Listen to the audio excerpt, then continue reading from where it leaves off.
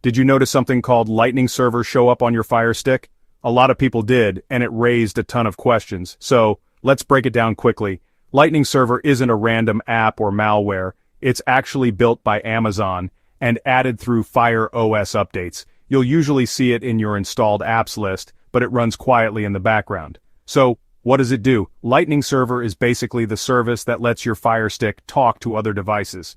For example, if you use the Fire TV remote app on your phone, Lightning Server is what makes the connection work and sends commands between your phone and the Fire Stick. Now, there was a security flaw discovered back in 2023 where attackers on the same Wi-Fi could brute force the pin and hijack the remote, but Amazon patched it quickly, and there haven't been real-world cases of it being exploited.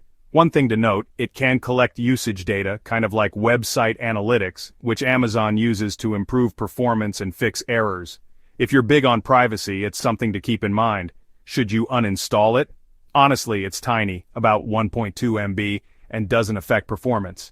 If you remove it, you might lose features like the phone remote app or casting, and chances are Fire OS will just reinstall it with the next update.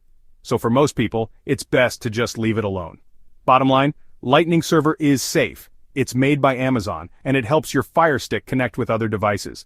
Unless you really like tinkering, there's no need to uninstall it.